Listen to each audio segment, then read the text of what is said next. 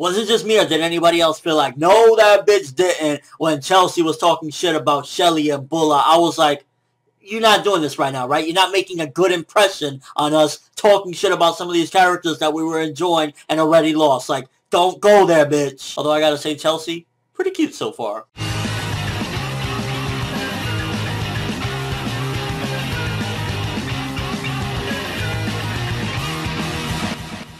So this week's episode was definitely a transition episode with a little bit of character building, kind of getting to know some of these new characters. For the most part, first of all, Susanoo, he is just a weird thing to me. Like, I find him to be weird because he's like a human-based Tegu, but at the same time, he kind of has qualities. Like, it's just really weird with me seeing him because it's like, he's a human, right? No, he's a Tegu. Like, it's just weird as shit, especially considering he's a Tegu to the leader of the Night Raid. So it's like, it's just really bizarre. It's like, one minute he's taking rice off your chin, next minute he's stabbing a fish, a giant fucking, like, shark-looking fish. So, weird. And now that Night Raid's base have been found out, they had to make a new one, and they had to travel a little bit. So, definitely kind of them getting settled in with this week's episode, and learning a little bit more and specific about Chelsea, because Chelsea kind of, we didn't really get much of her last week. We just kind of got to see her. In this week's episode, it was kind of like getting her characterization for the most part. She seemingly is kind of very outspoken, speaks her mind for the most part, regardless of whether it may offend other people. I think she needs to learn a little bit of fucking manners. You don't talk about Bulla, you don't talk about Anarchy like that. What are you doing? I mean, seriously though, like,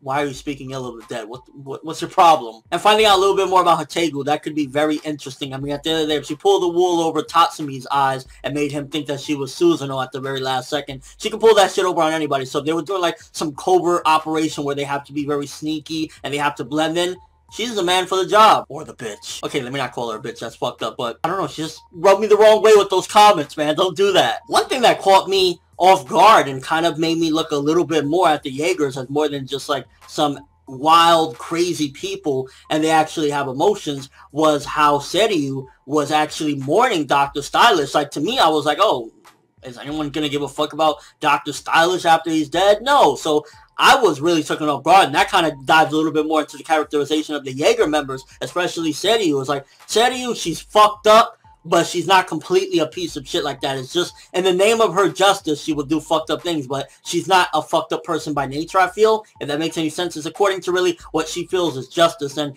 even Esdeath looked a little bit torn up about it, and I think that's how she was able to comfort her. So you can definitely see at the Jaegers, there's more to them than meets the eye, and I kind of like how they are also, I guess, like the other side of what Night Raid could be. Like, they also feel very chummy, and it's just that they're fighting for a different cause. And again, that kind of goes into the politics of things, where not necessarily either side is really right, and not necessarily either side is really wrong. I mean, they're both fighting for what they believe in. The Jaegers feel that the government needs to be protected, you know, that's the law, and Night Raid feels like the government has done the people wrong and they need to be taken down. Personally, I feel along the lines of, you know, Night Raid is right, because at the end of the day, there's some fucked up things going on by the government, but these people feel like they're following the law and they don't want to break the law. Although I could totally see, like, Wave being more along the lines of somebody that fits in with Night Raid, and it's a shame that he's a part of the Jaegers, because it's like, he seems to be the only normal one there. And I say normal very loosely, because I don't know, next chapter he could fucking shit out a shark. Did I just really accuse Wave of possibly shitting out a shark? What the fuck am I saying? And getting a little more Chelsea's characterization as well, you can definitely see that she slowly is starting to care about the team. I don't trust her completely, to be honest with you. Maybe it's because she rubbed me the wrong way, but she definitely feels a little bit mysterious, and with her powers, she can be very sneaky as well if she wanted to be. So I don't completely trust her,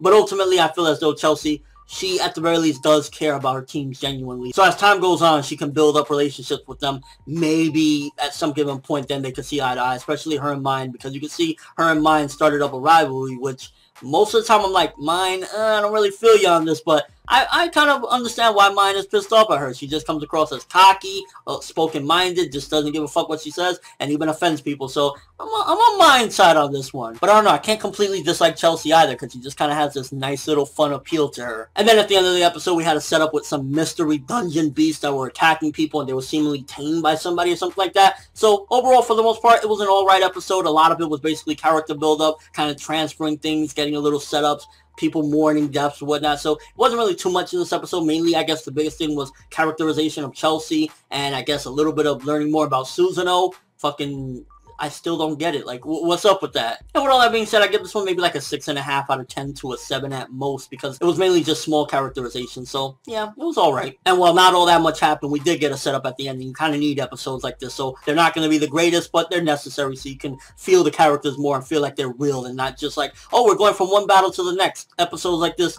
make the characters human. They help to definitely ground them and kind of put them in a position where you will feel bad for them if something happens to them later on. Let me know what you guys think. First of all, what do you think about this episode? How did you feel about Chelsea learning her personality, kind of getting her characterization, and at the same time, how did you feel about Seiryu kind of mourning Dr. Stylish? Did you see that coming at all? I mean, I didn't give a fuck about Dr. Stylish dying. It was like, yeah, he was an asshole. He deserved it. Like, the Jaegers, there's more to them than meets the eye. And your overall thoughts of the episode. Again, very chill episode. Not too much to talk about. But that's all I have for this review. Thanks for watching. Hope you enjoyed. If you liked anything I had to say or enjoyed the video, drop me a like. I'd greatly appreciate it. And if you haven't subscribed, if you could do so as well, that would be awesome. I'm ForneverWorld. And as always, people, have an awesome day.